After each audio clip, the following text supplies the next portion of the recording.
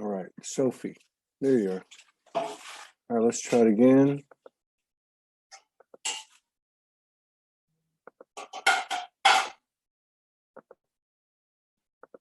Here we go. All right, we're going to do it. Hang on. Let me unmute you. Okay. Can you hear me? Yeah, I can hear you. Hi.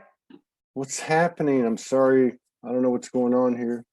Here, let me put the Zoom link on the comments. Unmuted. Okay. Let's see. Let me just do this real quick, just so people can watch it in Zoom in case they get kicked off Facebook. Ooh, it's hot in here. Okay, ready? Where are you? Are you in Portland still? I am in. I'm actually in upstate Washington State, Washington State, like an hour south of Seattle. So an hour south of, like an hour and a half south of Canada. Yeah, I'm on a 5-acre farm that my friend has been kind enough to put us up for a while. And so I milked a goat today, and I'm going to be milking a goat twice a day for the next 10 days. Oh, wow. Yeah, so I'm a milker. Ha ha ha, Paul. Ha ha ha. Okay, that's Paul. He sent me YouTube goat milking videos because he knew I was going to be milking goats. Oh, so are you like just starting now? Like, do you have any kind of practice, or like, is it the first shot for you? It was my first training was today. Okay. I had to do it. Like, so like you see how my hands are? So you have to do it from the top. Just go like that. And then you have to pull pull on the teats. So how does that feel? It feels kind of weird. But you get used to it. It's kind of scary because what happens is they have this bag. It's an udder, right? This udder. So we went to go milk her, and it was huge. Like it probably weighed like 10 pounds, you know? Oh, it was wow. really huge. I thought, oh, that must hurt, you know? And then you start doing that, like, you know, and you get to like, and it comes out, and then it gets. And how long does it last? Like, I have no idea. How long? Yeah. I think it depends on how good you are at doing it, but I'd say probably 20. Sure. 20 minutes, and then you put it in a filter, and then you can put it in the refrigerator. And I drank some yesterday. It's supposed to be really good. My friend is 64 years old. He looks like he's 50. He drinks it every day, right? Oh. And then my other friend, Paul Castaneda, the Gaia man, we've spent some time with him in LA. So he's got a Mexican heritage like I do. And so he was showing me how the Mexicans, they milk the goat, then they get a coffee cup, right? Like a ceramic coffee cup. They put some grain alcohol in it, right? Grain alcohol, 180 proof. They light it on fire, warm the cup up, pour the milk in, and then put cinnamon, coffee, or chocolate or whatever in it, and they drink it. Oh, really? Wow. Interesting. I know. Isn't that crazy? It is very interesting for friends. Definitely like atypical. Yeah. Oh, we started the show already. But this is okay. This is cool. We had some problems, but I think everything's okay now. I think this is very important and interesting to speak of like goats and milk. And I think, you know, it's lovely too to have uncommon topics, right? Yes, just make it up as we go. And then today, so then I think you can see it. That's a big garden back there, a big vegetable garden. Oh yeah, definitely. I had like a piece of corn. Like I learned how you get the corn out, and you just peel it and you eat it right there. You don't even have to cook it, and it was so good. Wow. You know? Because him and his friend, they plan everything with intention. I had a tomato. Oh my God, that was so good. Yeah, so different from, of course, what you can find in stores. I know, I've never had. Yeah, it's really good. Yeah. And So how I long guess have you been there in this we got here this farm? yesterday. We got here yesterday. Okay. So Wow. we're gonna be Maybe you're here. gonna stay a little. Yeah, we're gonna stay for 10 days, and then we're gonna go to Mount Shasta again. There's Oh a wow. 4-day event there. It's called the Truth Seeker Summit that our friend Shalimar is putting on. They've got like 9 speakers, some pretty famous people, and Soulogy is going to get to fill in. Like, so there's 30 minutes between speakers, so we're going to get up there and interview people, do some commentary, maybe do a little bit of conscious rap, with music, and film it. Yeah. And so we're going to be talking about that. I'm going to be getting online, putting some posts up. So we're going to go there for like 4 days, and then we're going to Sedona. Beautiful. That's the plan anyway. That's the plan. The Sedona event, we were going to do the same thing. I just got a message today that that's going to be downsized, or they're rescheduling it for the spring, but they're still going to have a small get together. So we may go. I'm pretty sure we will, because we got a friend. Beautiful. That's the plan so far. Mhm. So how have you been doing? I'm a little bit off right now. I'm not bad, and I'm not in a bad mood. I'm not angry or nothing like that. I'm just off. Like, like half of me's somewhere else on another planet. I think it's all the Yeah, traveling. I do feel a little like that too, actually, Do you? today. Like very like a little spacey, like processing. Yes, thank you. Yeah, it's hard to be really, I don't know, like not present. Like I'm present, of course, right now, but Mhm. really connected to, yeah, I felt a little like floating Yeah. recently. Yeah, definitely. So I've been pretty good since I think we spoke like, I don't know, like a month or 2 ago. I don't remember. I found like August pretty interesting and challenging, maybe. I don't know. A lot of intensity and August. yeah, fast moving energies, of course, and many people sort of moving and changing places or ideas or starting something new, like leaving something that was long for them,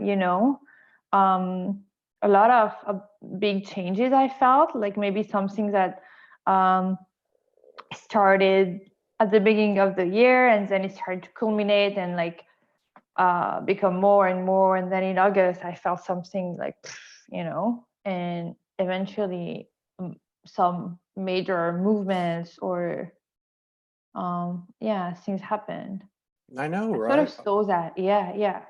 So, August was like that. August was like a lot of movement and a lot of change, and Yeah. everything's moving faster and faster, right? Yeah. Are you Yeah. feeling the urge to move around or anything? Um, like not really moving around. Like weirdly, I felt more the energy of anchoring and staying here because like in the past, my energy has been very much like traveling and going to places, which is deeply my essence and my like higher self and everything. But I felt the need to more stay somewhere and sort of ground. Because I saw in me this like draw, which has always been the same, to travel and go elsewhere when I cannot find peace and comfort and, like inner peace, possible trips and so on, but really trying to be within. So it's a little metaphorical, but for me, being in one place is like learning to anchor myself more into myself, and not sort of, oh, let's go there and see what happens, Yeah. which is something I've been doing in the past. Yeah. And sometimes I feel it was good for me, and sometimes it was more coming from a place of seeking a distraction or trying to feel uncomfortable feelings or a feeling of void with moving around. Yeah. Running and running. Exactly. That's what I used to do. Exactly. Yeah. So, yeah, that's kind of what happened to us too. We rooted a little bit, and oh, wrong word.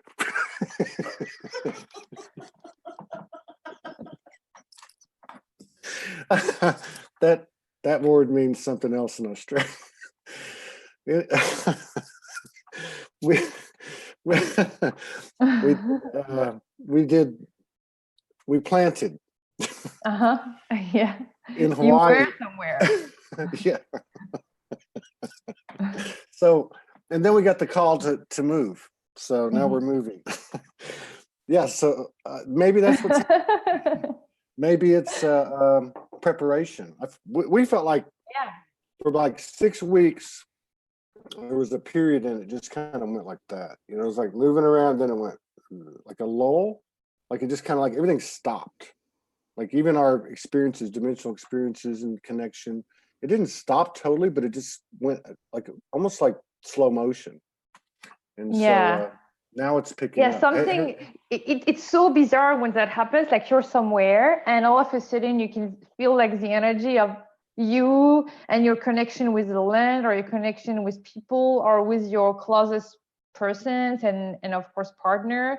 Something sort of changes and it's like a signal that the rest of the learnings and experiences and growth are to be elsewhere. Like it's like a void, right? Yeah. So it can be so I would say evident, right? Yeah. Yeah. Yeah. Isn't that happening too? Where, because I'm seeing it in I haven't been able to get on very much, but I mean I see it. I see people evolving and transforming, and I really have a lot of respect for these people that are putting their feelings out there, putting their experiences out there, whether it's got a lot of shadow, whether it doesn't have shadow, they're just doing it because I really believe that's just full of code. You know, it allows Yeah. us to take something in. It may trigger us. It may give us validation. But I think the more we see these expressions of people, their true Yeah. self, the more we all align with that.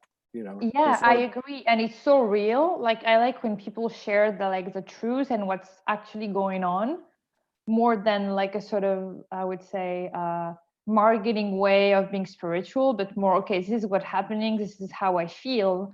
Can be beautiful, can be low, can be, whatever. And I feel the more we do that, the more we can receive and respect and acknowledge like all the pieces of the journey, not just like the successes or the things that went well, or it's so important also to see the ebb and flow of all of that. Like there is darkness and or there is movement, and then there is people settle and then they change and everything sort of also when we see the journey of someone, we also can see how temporary everything is, right? Someone is traveling, then they settle down, then this and that.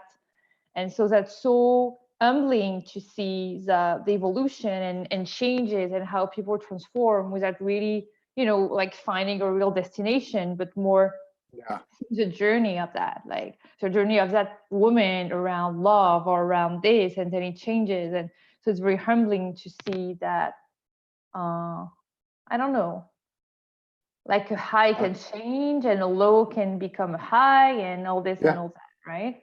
yeah, yeah. So Because I think, interesting. yeah, yeah. Because I think a big emphasis.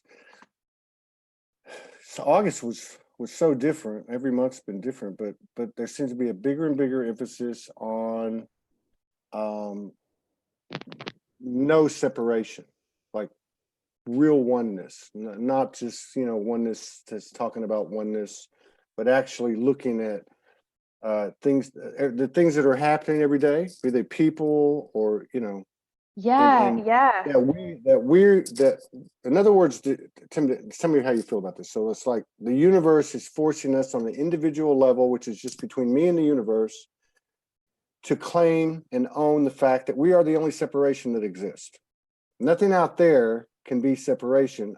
I'm the one that controls separation by my Yeah. thoughts. Oh, I don't like what you said, or oh, I don't like the way you dress, or oh, I don't like your religious views, or whatever it is. I'm the Yeah. one that is the separation. Nobody else is. It's just me. So I'm seeing that in my own experience, and I'm also in my own conversation with the universe, and of course, conversations with Morgan and I. We have 2 or 3 times a day. We do a review, but I'm also noticing it in people. I'm noticing. I can see that they're being shown the same thing. It's a good sign, I Yeah. think, for everybody. Yeah, it's all this mirroring thing, right? Like whenever we are like super happy or super triggered of a situation, there's always this piece that's reflection. I've seen that a lot with like close relationships, like very close friendships or very close like partnerships and romantic partnerships. Like it's those containers where we tend to be so close, but at the same time, both people having their own process, right? So it can be tricky. The because I felt this year, like every year, so it's always little the same, but in August especially, I felt it very accelerated. Like at some point, like at the middle of the month or something, something new was happening every day, and it was like, oh, you know, this is a new revelation, or oh, this is like a new layer I've been releasing, or whatever.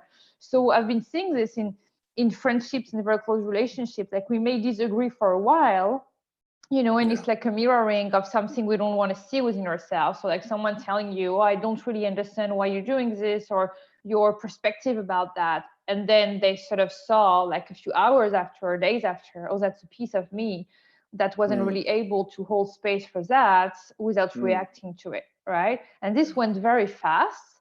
And I also saw many like in all those accelerating moments, like many people sort of coming back together, and then the distance between others sort of being more and more like bigger and bigger, as if in all those moments, right? There is, oh, this person I've known for years and we kept growing together, so paths keep staying aligned or crossing back and back and back, or it gets more and more difficult because one is going to be able to process things sort of easily, you know, like, oh, I see what's happening, I see what's yours, what's mine, I see your perspective, but I'm processing for myself, and okay, I'm back now and I see things in a different light, right?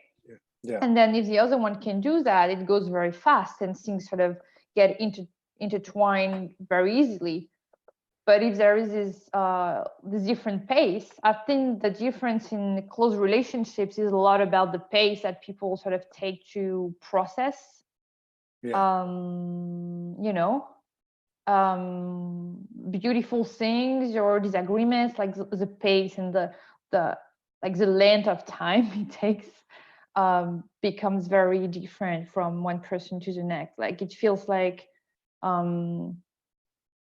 with such an accelerated journey, I felt the need in myself a lot, and also in close people around me, to be around those type of connections that can have the same pace, like a similar rhythm in processing, if that makes sense. Yes, it does. Rhythm. Yeah. Like, is that what you said, rhythm? Because it sounded like it, and that's what I heard. Yeah. I get that. Exactly. So we went to Shasta, right, for 2 or 3 days, and we were with a group, a really beautiful group of people. Wanda Vitale and Teresa, Matthew Patty was there. Quite a few other people. Met some new friends. Made some really powerful connections. To me, it was the individual one-on-ones, even if it was for 2 minutes or 2 hours, these connections could be very, very powerful and strong and familiar and resonant. But in terms of what you're talking about, and we've all struggled with, you know, when you start talking about impasse and you go into a group setting, or you go out and there's a bunch of people and you're like, you know. But what I noticed was, like, what you're saying is like it to me, I was seeing it more like that, like being in a group, in a collective group, where that group, as a composed of everyone that's there, has a certain frequency, and if it's not in rhythm with my own, it's louder. You know what I mean? It's exactly. Speaking. It's like an interference, right? Yeah. It's like it doesn't move with you. And it's a little like paradoxical, because I feel the more we go, the more we can sort of see that and be like, okay, so that's different. That's a different way. And I can see also, like, I can see it has nothing to really do with me. It's more everyone is different and everyone has their journey and pace and all that. So there is more, I would say, respect for everyone and also the self in its difference. but also it's hard to really how to put that, be in depth with how to explain, with souls having a very different journey, or having very different desires or aspirations right now. There can be so much respect and reverence and compassion and love and all those beautiful things, without being really in the desire to you know, like, well, like, yeah, it's like it's okay not to want to be there. Yeah. I mean, well, but at the same time, and I wonder if this is that separation, the self-responsibility for separation that's getting louder, if it's taking us down this road to be able to go into any situation and utilize our own power to bring unity to that space. But this isn't like, you know, hey, everybody, listen to what I got to say. This is what my idea. Let's all, you know, be unity here right now. Let's have whatever. It's not like that. It's more like the energy you're holding, the thoughts you're holding, the field you're holding. Yeah, exactly. Exactly. Yeah. So it's interesting how that's working. And so, like, we went to this I guess it's like a portal, a powerful cave. I don't remember the name of it. Pluto's cave in Mount Shasta. Pluto. With this group, with this group, and you go in, and it's very powerful. You can feel the presence. I mean, obviously, it carries a lot of energy. It's in the Shasta, you know, vortex. So we were talking to one of the people, and actually at that time, everyone that was there, a lot of them were talking about things that were coming up, and that the cave was pulling this up, and it was pulling that up, and the ancestors, and this and that, and the things that they were feeling and hearing, communing with. And we were talking to somebody afterward, and they were saying, I felt all this stuff too, and I had to get out of the cave.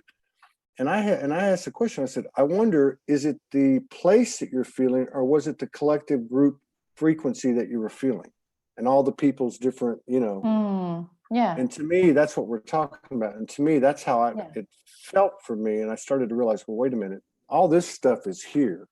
That's like the earth and the cave and the mountain. That's all the Akashic, you know, if you want to use that metaphor. That's the Akashic. We are real-time intel converting to creative energy, and we're learning how to do that. And so it's less what we walk into, but more about what we're carrying forward.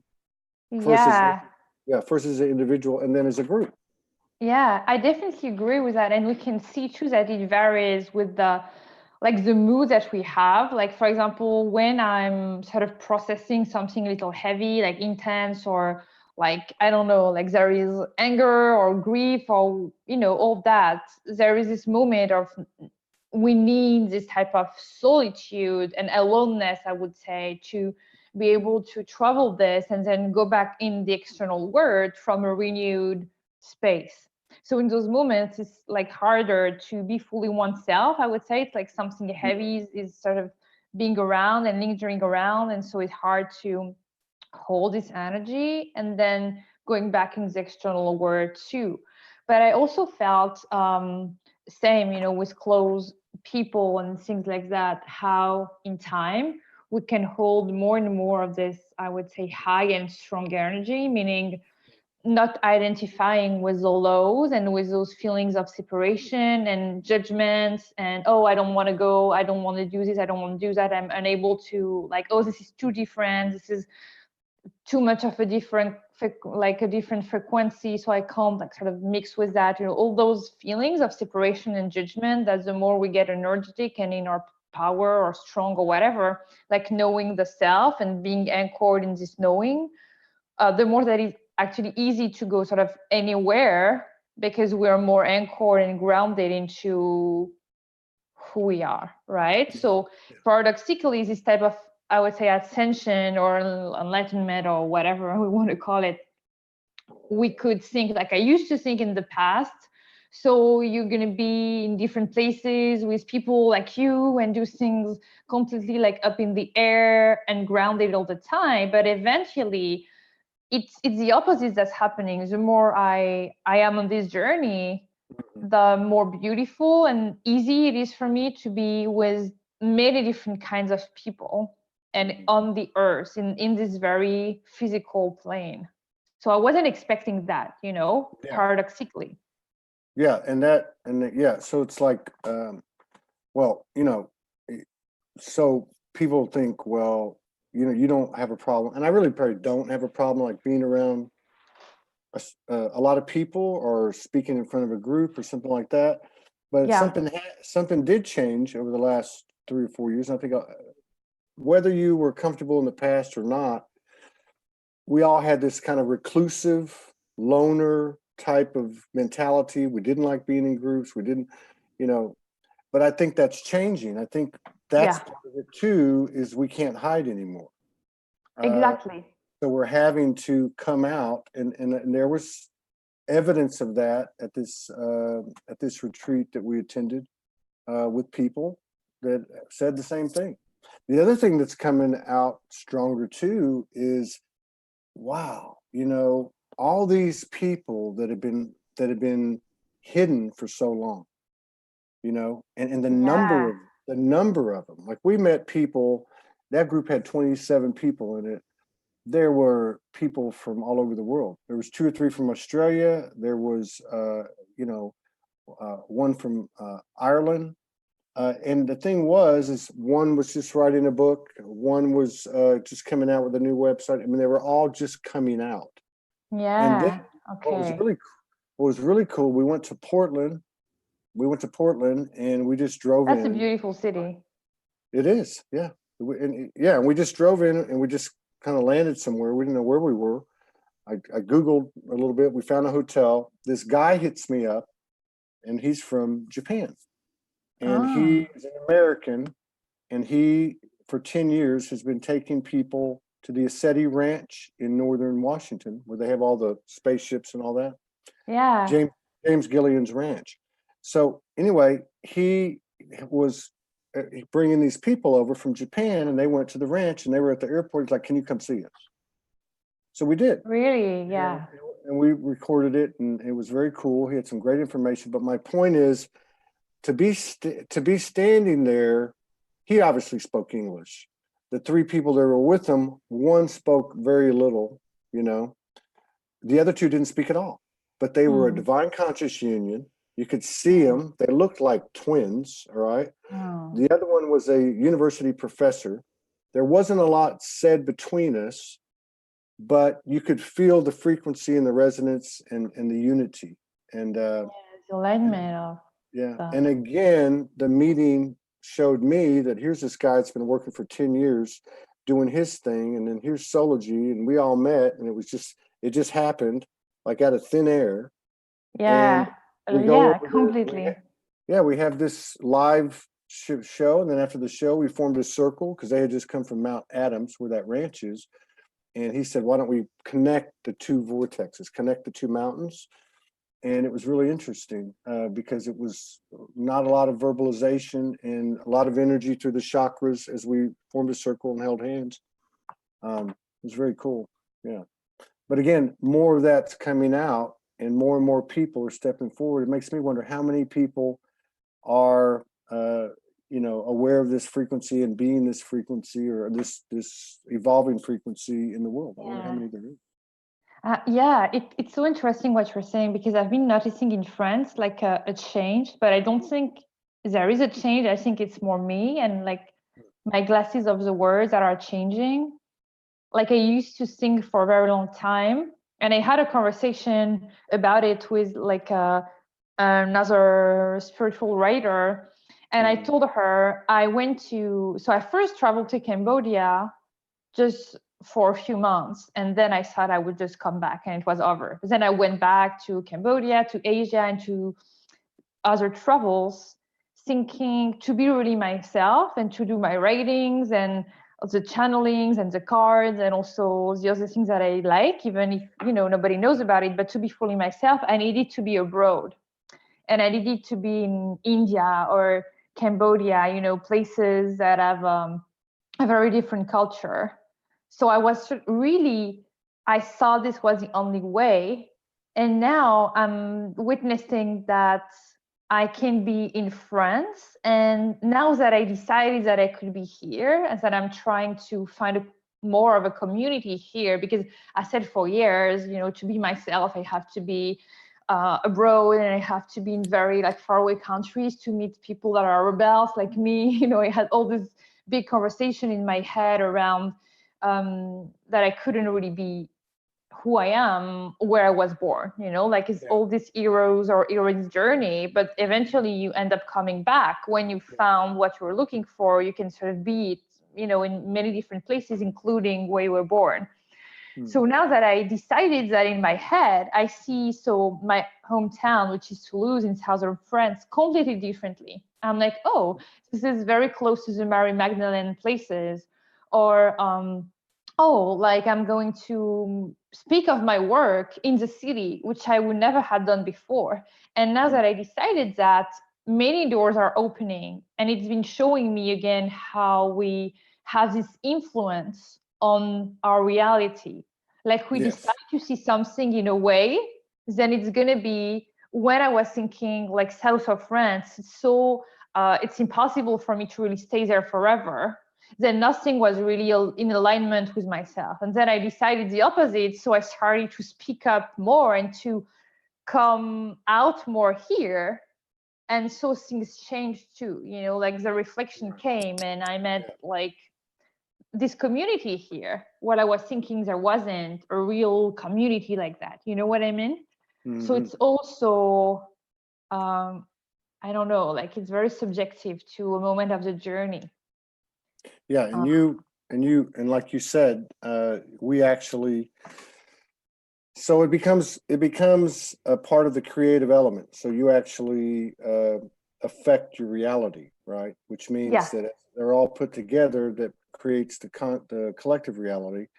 So we when we went into Shasta, we met this guy, really interesting guy, who was a friend of a friend, who has been working with energy for 30 years, and using divining rods, or whatever you call them, and you know, projecting love onto, like he did onto the field of a peach or apple, I don't remember what it was, and just explaining, and even like, you know, even like putting his hand towards our field and saying, can you feel that, you know, and explaining how big our field is and all this stuff.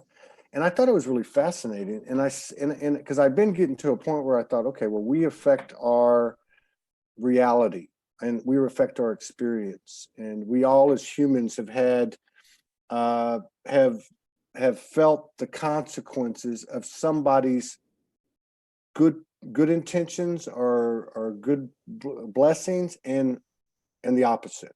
In other words, if we can talk to water, like Dr. Emoto says, you know, or talk to plants and it has an effect, or talk to animals, or the way we get along with that, it would only make sense that the same goes with the humans, right? So, and that's what I'm getting at. So I started thinking, okay, and I asked him, so how can we affect another human being without blah, blah, blah, blah, blah, blah, right?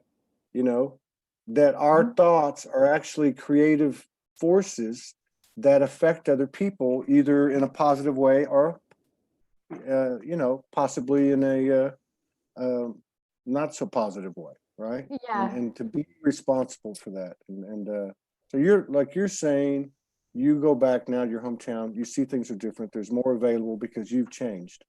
Yeah, exactly. And now we can take it a step further and have conscious intention in moment by moment, you know, striving for perfection to create. And I think that's kind of the force that we've been talking about that's occurred in August, is where it's in your face, your own responsibility to what occurs. Exactly. The way we see things is actually so powerful. Like we can totally see the same day or the same circumstance under many different lights. And the light that we choose is going to completely change our response to it. Like, for example, a connection, I can, or I decide to see it in like a light way, like, you know, whatever happens, I'm super grateful or whatever, then our contribution to the connection is going to be very high, like the vibration of it, very loving and without expectations and full of gratitude and respect, reverence, all that. And then paradoxically, it's going to unfold in a beautiful way, you know, I mean, to fully respect another, and we are fully in our respect too, because we just go like that, right? And so if we decide to see the situation in a different light, then it's like a domino effect I've seen. And especially with like people, you know, like journeying and having this journey, things go very fast, and one response create another, right? It's because it's very energetic. So one thing creates a response, and then, right? We would be in a very static world where there is no room for magic or room for change or like new people or things like that, like no room for newness.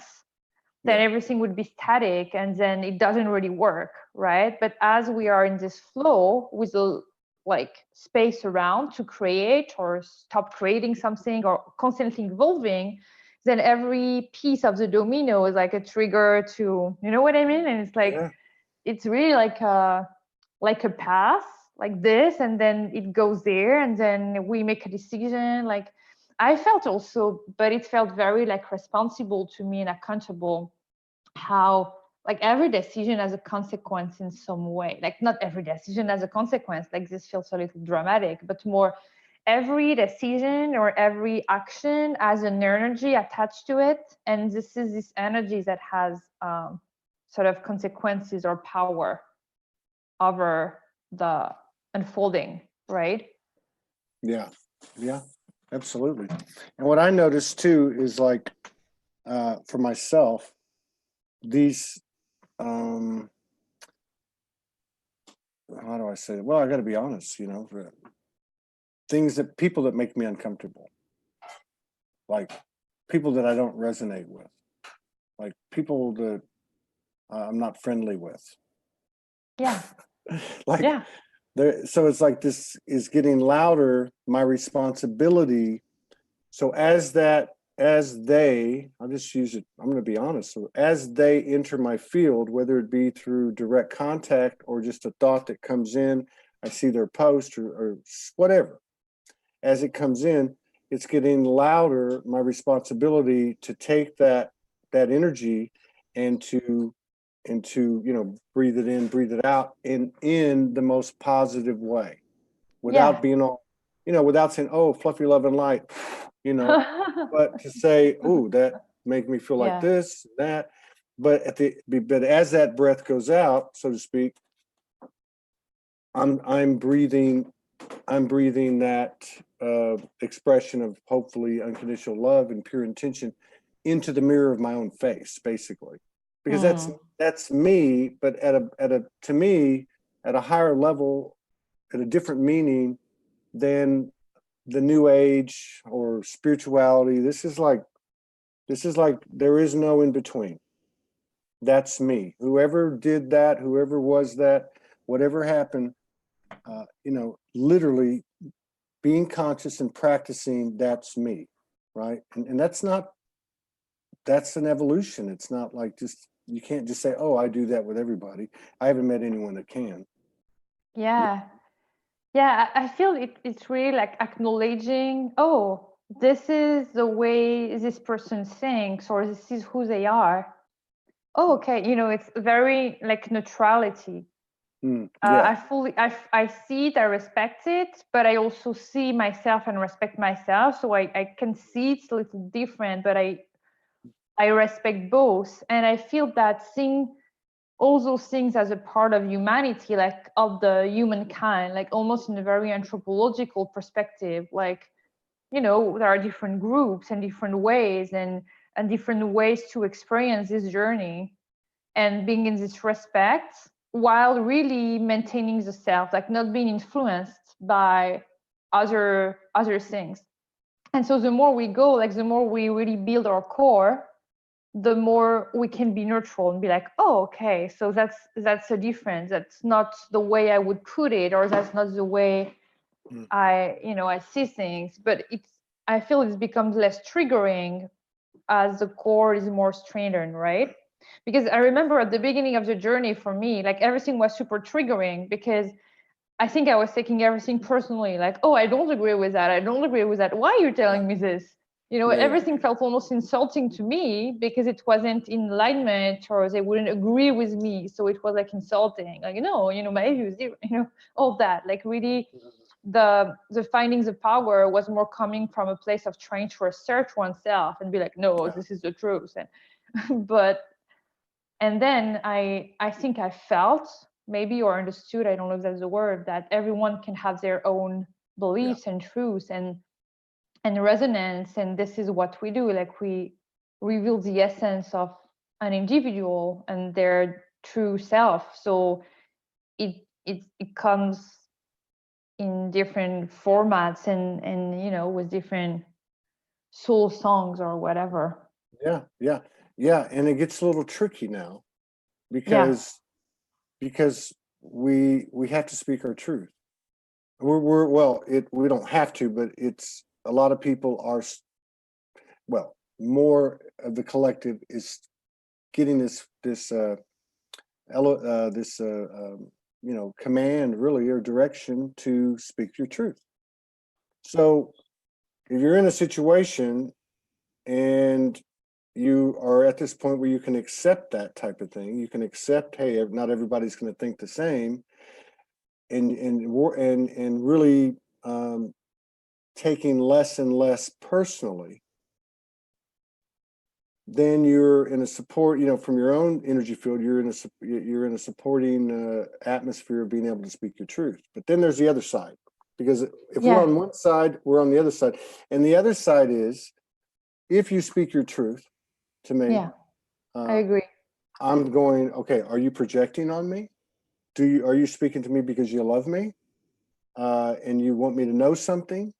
So it's starting to create this other thing where you're almost like having a conversation with the mirror that's you, but you're apart. But you're not apart, right? So it's like telepathic, like, you know what I mean? It's I know. it definitely can happen without words. I know. But we're in this transition where we're having to start saying, hey, this is how I feel, or this is what, this is the truth I need to speak.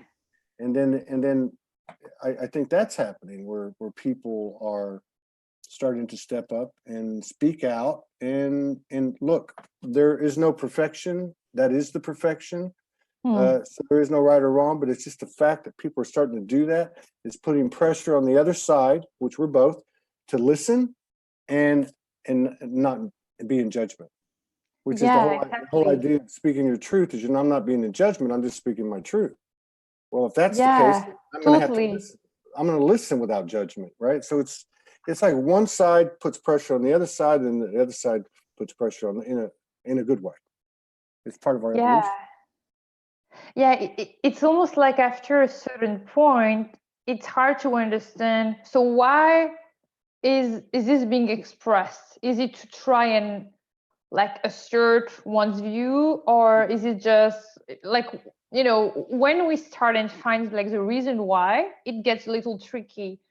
So I find that we can just say, oh, I'm observing, like witnessing, being a witness of this person's journey.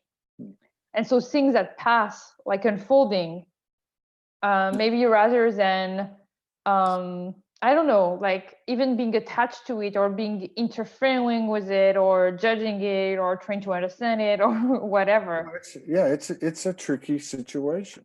I personally, for me, and I don't advocate it, but as time goes on, I'm sticking, more to observing it, not saying anything. But at the same time, I don't want it to be anything to be suppressed that starts to build, like in the old paradigm or the old behaviors that we had. But I'm finding that it takes a lot for me, and I mean that in a positive way. It takes a lot for me to be quiet, to say, Yeah, okay, I see what you mean. you know what I mean? Like I'm observing that in this person. I could say something, but I'm not going to, and I'm okay with that. I'm not judging. Yeah, I'm just not going to say anything because I know that person will work it out. Just like I will work yeah, out what I'm unconscious of. So that's working for me. I don't know if it's going to continue to, but yeah, you know, because I'm not as confident in saying certain things because I don't know if I'm projecting. You know what I mean? I don't yeah, know if I'm being exactly. judgmental. You know, I don't know if I'm resisting something. You know what I mean? Yeah, like you don't know if it's a reaction or a pure Mhm. Yeah, like I'm not there offering yet. or like thought. Or I really resonate with that. I found for myself there's been three different steps, I would say, in this journey with the throat chakra and the expression, and it's so important because I feel this is one of the chakras that was the most repressed.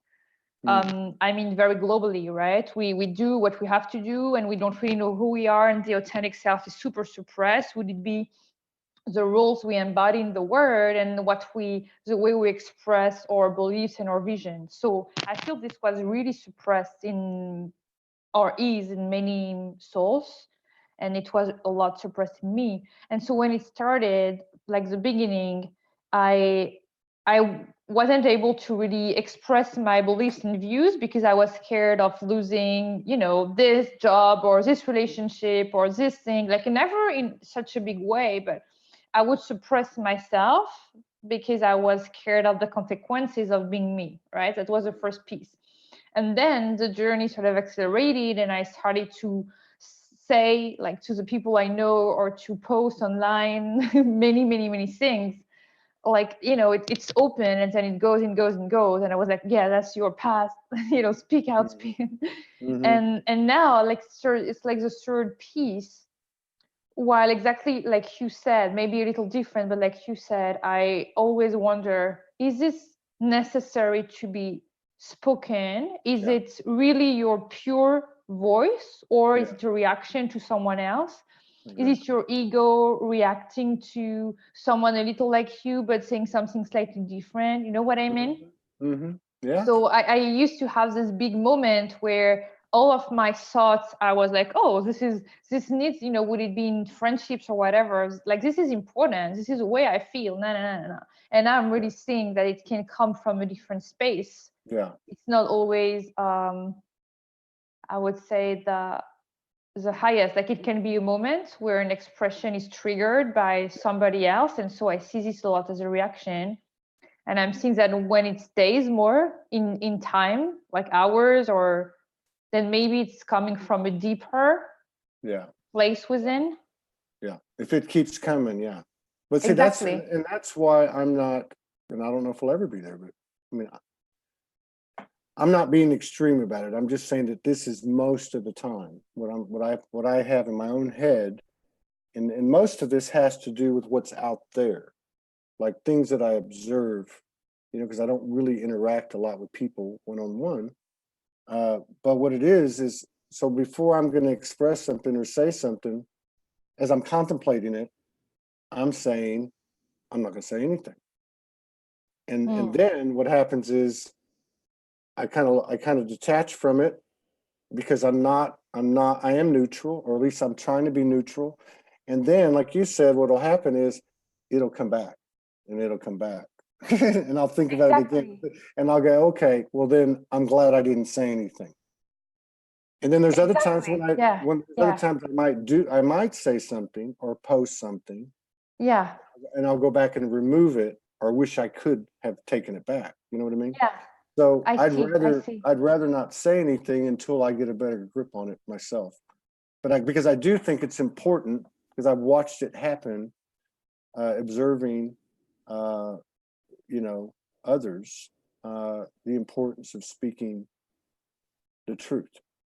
You know, Yeah. as I, as directed, as guided. That knowing.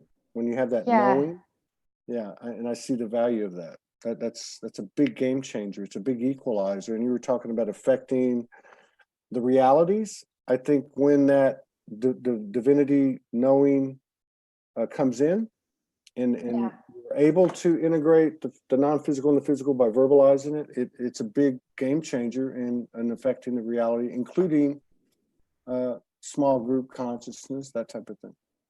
Yeah, exactly.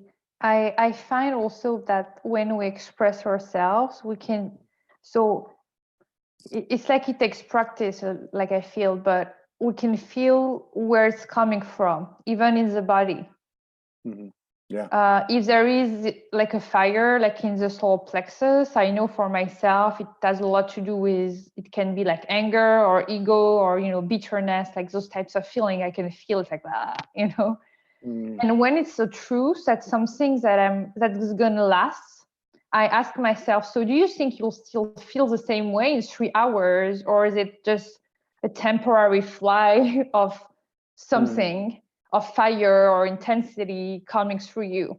And I feel that when it's gonna last, it comes more solid in me. It's not like a fire or something. It's more like a voice, like rising, like, it's less, it feels less fleeting, and so it feels less intense, maybe deeper but less intense. Yeah. But I found it very difficult, I mean, in very close relationships, like for example romantic relationships, because it can be, it has this proximity, and this even proximity also in the physical space, so it's hard to be like, oh, let's try and see if it comes from fire, if it's gonna last, like to of course it's changing, and with time it I feel it's how to explain in English. It goes to that level where you can feel if something is only a reaction, or like you can pause before you say something.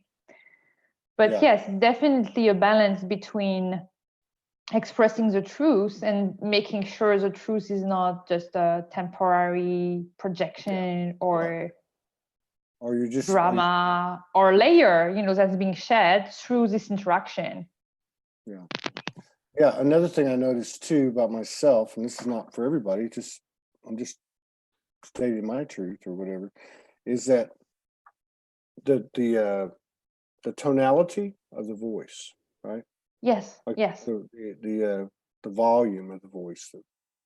Okay, so I'm not saying that I'm just saying that there's some type of relationship that I'm noticing in myself, that when my tonality is, I don't want to say soft, but definitely softer or lighter or something, I can feel it. And first of all, when I do that, the words come very easily. They come very they're enunciated. They're better. They come easier. The reasoning comes easier. So it's like, it's not my voice. It's more than my voice. And then, because then if I like have a loud voice, it's loud in here. I guess is how I'd put it. It's not as fluid. It's not as fluid. Now there's times when one would serve because of what's being said, but I'm just talking about what I'm noticing in myself. And I'd say this is over like the last 3 months. Yeah. Just having conversations with Morgan or having conversations on the show or whatever it may be, I noticed that. And at first I had to be very conscious of it. I thought, oh, what is that? Let me try to find that again. But that's how I would explain it. It's like the voice is, for what's happening to me is like the voice is not a voice. It's like one of many parts that make up this vibration that's expressing itself this way in Todd. And so it's not like a standalone. That's what I'm trying to say. It's not standing by itself. It's actually in alignment with parts of me that I can see and can't see. And I just noticed that it has something to do with the tonality of my voice, which is softening. That's how I agree with that. I feel too, I sort of have a voice, like the sound of it is feels like strong, powerful, but not intense or not emotional. It's very like the tonality feels almost like everything in me is anchored and is really present and there. And so the voice is coming as, I would say, mature maybe. And that's also the same voice coming through the channeling. Like it's very posed, like it's grounded. It goes high, but it's also grounded. You know, it's like everything is really in alignment. And you can hear it. I know that even sound healers explain that every sort of sound like has a frequency in hertz, like, and so this frequency is also linked to a vibration that's linked to a sort of emotional or energetic state. And so if I'm getting more emotional or less in alignment, like my being is not aligned, or it's just coming from a place that's getting a little anxious or mad or whatever, then the voice is going to be like higher or lower, but doesn't have this solid, grounded tonality. Right. So that's a good indicator, I believe, for us in general, to be like when we start saying something like, oh, what is the voice that's coming? Is it the Yeah. Yeah, no, I get that. And that's I've had that. Like when you're saying this to me, I can see where I'm kind of doing the same thing. I'm conscious of that tonality, I guess. It's more that than the words I'm speaking, because I don't have to think about what I'm speaking, because it's all in the same flow. Exactly. Yeah, totally. So what are you up to? What are you doing? Anything new? Where can people find you? What do you have coming up, events, or what do you offer as far as a practitioner and such, that type of thing? So there is not much that's really new, I believe.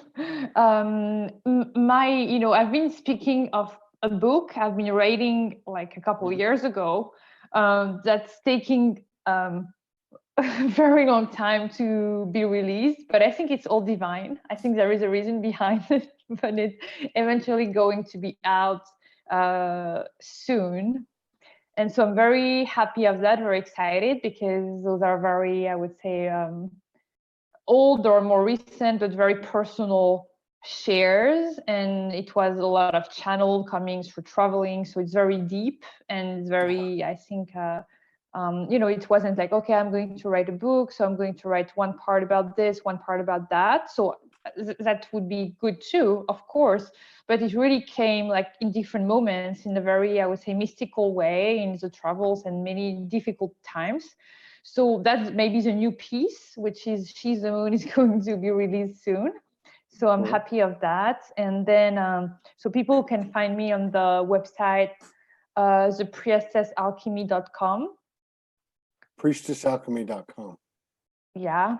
Right. And so I offer different types of readings and also of coaching sessions. I don't like the word coaching, but more support or guidance sessions, general or more around the soul mission, or around relationships, or around sacred sexuality and things like that. So I can have those three different things that I do when it comes to a guiding session. Did we talk about sacred sexuality before? I think we did once, but briefly. Maybe one day we should have like this type of talk more about that topic for sure. I met That's you. Super important.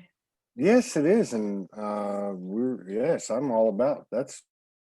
I get you mixed up sometimes, because I met you when I met Maya Matiklar. Yeah. I met you all at the same time, and you're both European, and you both have kind of a similar frequency. And one day me and her got on, and that's why I can remember if I talked to you about it, because we got on. She didn't even know it. And I said, she brought up sexuality, and we talked the whole hour about it. It was a very fun and informative and expansive show for myself, anyway. But yeah, if you want to talk about that, we can let Morgan know, and we'll set something up, and then come in with the intention of talking about sacred sexuality, because it is huge, and it's a huge factor in what's happening, and I like the subject. Me too. Oh, by the way, I'm going to also host a retreat in southern France in the beginning of next year with a friend and soul sister of mine, Robin Lee. Maybe you know her too. Robin. And one of the topics we want to bring to the retreat is going to be around sacred sexuality, and also how it's linked to trauma release, you know, because of course all these energies are stored within the body, comes out for different reasons and in different ways. So it's so also interesting to see how this is linked to this trauma process and all those trauma release tools, right? Because so much comes in and comes out through, of course, sexuality. So that's also an interesting thing to mention. And I believe in general, that's a key topic because it's a key factor of why people come together. Like sexuality is such a key reason why sometimes relationships start or fail or whatever. And sometimes people are not that conscious about this being such a factor. So the sexual piece can become so big compared to others, or completely put on the side, and it can be super imbalanced compared to the other pieces of connections, right? Yeah, it's vital. It's absolutely vital. Yeah, I'd love to do that. I can tell you about all my female orgasms. Yeah. So we have to organize our next talk about this topic, and start with this topic. No, but it is. It's you know, it's very, very important. In fact, I don't know of anything that's more important. It's such a it's, you know, it's like the core of our physical power, where the physical meets the non-physical. I don't know how to explain it, but obviously I agree with you. We're past the point of knowing. It's been you know, distorted and misused and held over us by our own you know, doesn't matter. And it's so often an energy in general that's not balanced. I mean, it can be overused and used, and you know, abusive or too much or forceful, like all this, you know, overused, and then it can be completely repressed too, right? And it's so what's happening there? What? It's actually no, I had like a window opening, I don't know, like it's so common that it's not balanced, like it's not seen as sacred as it can be and as powerful as it can be. So it goes either too much or restricted and unknown, and like, oh, it's taboo, mysterious, so let's not go too much into that, right? So so common to see one of those extremes, right? Yeah, exactly. Yeah, this is a great subject. I want to talk about it. Let's talk about it some more.